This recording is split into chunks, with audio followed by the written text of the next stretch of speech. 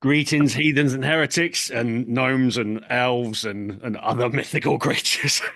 You may fucking wonder why we got these on our heads, but it will all come clear. Or It's not, also well, yeah. It's also the afternoon after incineration, so it's been yeah, we might be a little bit worse for wear, but yeah. So yeah, how are we? Are we a bit sort of delicate or? well, a little bit, yeah, definitely. I sort of, I pulled the duvet back, feeling very tentative this morning, but things are okay. So, um, Well, before we sort of talk about the rest of the weekend and that, we want to talk about Gnome and Wall at Camden Underworld on Thursday night. yeah. Because it's well worth talking about. I don't think there's any other reason really, because it was just a fucking great gig, apart from the heat in the underworld, which was unbearable. Well, yeah. I mean, I think we do have to mention that it was warm, to say the least. Yeah. I mean, I think most people probably lost about, half a stone in sweat that night. That's why I Um, put it all on yesterday drinking beer. So it's. See, swings and roundabouts, Yeah, It's exactly, it's exactly. it's the cycle of life. But we'll get to Gnome in a minute. We'll talk about Wall first. We missed Troy the band, unfortunately. We didn't quite get in there in time for that, but we did catch Wall. And if anybody doesn't know who Wall are, they're a two-piece Sabbath worshipping two-piece. The brothers from Desert Storm. That's it. They Yeah. were fucking great, weren't they? Fantastic. I mean, I like Elliot and Ryan who make up Wall. I think they must be like two of the hardest working musicians, I think, Yeah. in the UK metal scene. They've played in Grand Mal, they play in Desert Storm, and it seems like whenever like Desert Storm, for example, I think whenever they're not doing, if they're not touring or recording, it seems like the two brothers just get Wall going again and just do some dates or record some more music. But I mean, this is I saw them live at Bloodstock actually, I think a couple of years ago. Which was great, really good there in the Jägermeister tent, that tiny little Yeah, stage, yeah, yeah. right in the middle of the festival, it was cool. But seeing them out there was one thing, but I think in an enclosed space, in the dark with the lights and the heat, Yeah. um, they were just really intense, like all riff. That band is all riff. Yeah, yeah, and that was the thing because if you think about it logically, um, you know, a two-piece instrumental band it could and probably should be dull as fuck, but it's really not. They managed to hook you in with, like I said, it is Sabbath worship, so you can't go wrong with that. But Yeah. they just managed to keep you engaged. They don't even talk to the crowd. No. It's all just like a play the songs and it's brilliant the way they do it. Absolutely Yeah. fucking brilliant. Yeah, and probably should make. I'm not sure if we've mentioned it already. I don't think we have, but they're an instrumental band as well. So it's a two piece instrumental Yeah. set. Which I think to describe that, you think, okay, I'm not sure that's going to hold my attention. But do you know what? It's so intense, and it is just riff after riff Yeah. after riff. And it's got that Sabbath groove to it. With a little bit extra as well. I'd say they're a little bit more hard hitting than you might give them credit for. If Yeah, I think you pointed out there was like almost a Slayer-esque riff in there at one point, wasn't there? It was, yeah, they you know, cycle through. There's metal in there. There's blues. There's it's just this melting pot of just lovely riff soup. Um, riff soup. but really entertaining too. As you said, like they make a huge noise for a two piece. Yeah.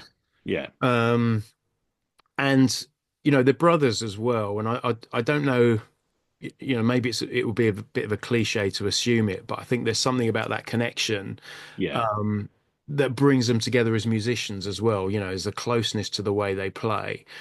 Well, Uh, identical twins. It's yeah, well, are they? I mean, are they? I don't I know. would You can assume tell us, but so. I to me, mean, it's certainly look alike. yeah, either that or they're clones. I don't know. It's, there's something going on, but yeah. Yeah, Elliot on drums and Ryan on guitar.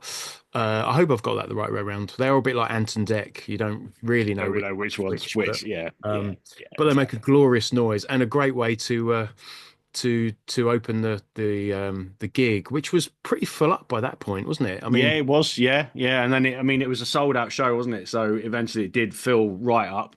And go back to the heat. Obviously a packed Underworld is always going to be quite warm, but it was particularly sweaty. But yeah, I think a lot of that had to do with these hats, though, because I mean, I don't know what yes, material these are made of, but they're not conducive to heat. well, 100% cotton, they are not. But I think we'll start with the hats because those of you who know gnome that the gnome hats it obviously goes hand in hand, but the weird juxtaposition with them is that on stage it's just normal clothes, and then the gnome hat. It's not like they're in full gnome costumes or anything like that. So it's No, quite subtle in its approach, but at the same as time, subtle as one of these could be. well, yeah, yeah, but at the same time, it's almost like a genius marketing ploy. Of course it is. You Of know, course it is. it's absolute fucking genius. And I'll if I can do it, I'll try and post in a little video clip of it, and you can see it. Most people in the room are wearing the gnome hats, or certainly a good chunk of, and it just adds to the whole sort of performance, I suppose.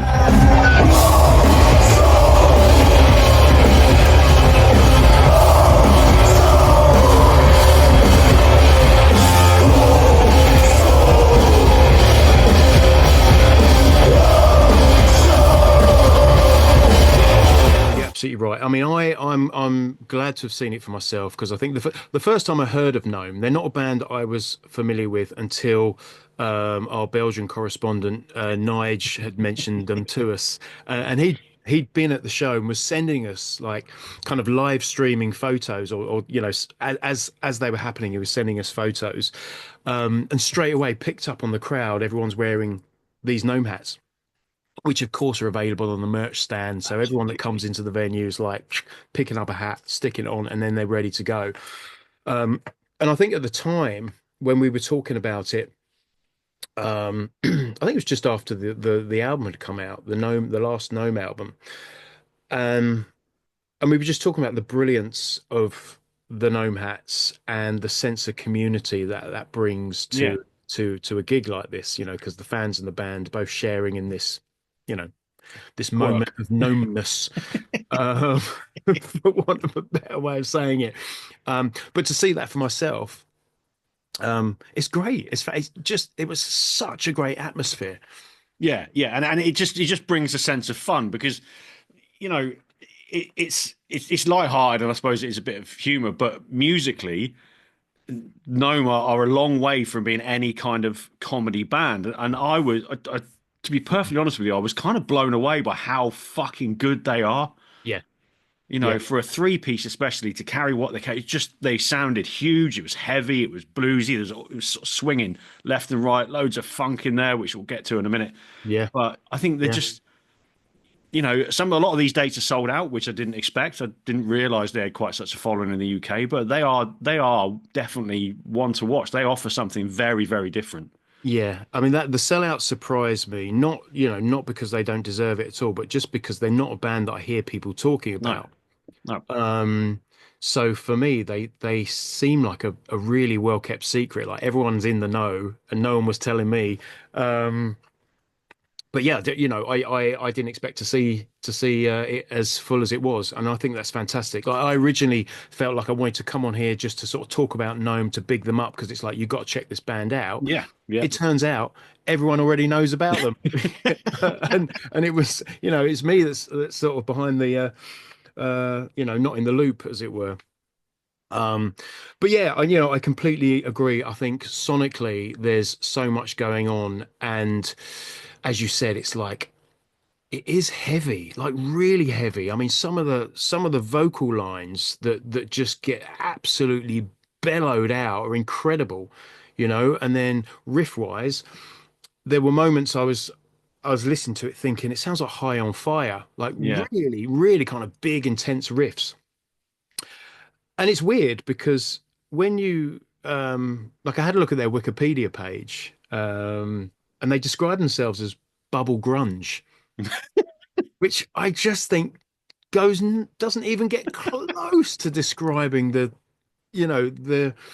the way they hit hard when they play live. I mean, it's really, really, really, really hard hitting heavy Yeah, band. yeah, yeah. Got Um, the what you always loved about Motorhead as a three piece, wasn't it? This that yeah. kind of thing, and it just hits hard, heavy, but with all the swagger that comes with it, Well, I was going to you say know.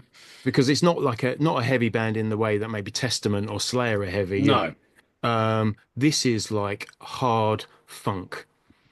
It's obviously guitar related, but there's such a hard pulse under this that just think of bands like Clutch would be a really good sort of reference yeah, point. The way they just kind of take the blues and they take funk and they mash it together and they turn it up to 11. Gnome are doing a very similar thing to that. There's another band called Lion Eyes that do a very similar thing. Just I remember seeing them actually in Moat Park in Maidstone at yeah, wherever that festival used to be called, Made of Stone, whatever it is now. I don't know, I can't remember what it was called, but yeah, I mean they were good. yeah. And again, just really kind of hard and funky, and yeah, just and then just to see the crowd completely embrace that Yeah. and go off. I've never seen so much kind of bounce at the Underworld. No, it was absolutely fucking fantastic, and it, like I didn't really have any expectations. Do you know what I Yeah, mean? I expected it to be fun and all that kind of thing, but I did not expect them to be just as good. I mean, it was like a best part of an hour and a half long set, wasn't it? So it's pretty long. yeah, That's normally reserved for your big boys kind of thing these yeah, days. But they filled it because there's so much going on. Every single song offers something different. Songs like Old Soul off the new album, which is yeah. probably my favorite one. It's just a big bouncy rumbly fucking. You know what I mean? It's just, and then they go What they go. watching you do that in a gnome hat has just been the highlight of my day. Um, Rotten Tongue. Is that Rotten Tongue? That's what it's called, isn't it? As well, there's another one that's really, really heavy. Yeah, No, it's so they can mix it up with the heaviest sort of doom bands out there, and then go off on a complete tangent with it. So, a thoroughly unique band, which is rare these days. I agree. Yeah, I agree, and I'd see him again in a heartbeat, and I'd recommend anyone that gets a chance to buy a ticket and see them. Do it, do it. Get yourself a hat as well. £5, and the queue for the merch stand was mad, wasn't it? Yeah, yeah. Everyone wanted a piece of it. Yeah. You saw so many people walking away with t-shirts, a record under their arm, and one of these.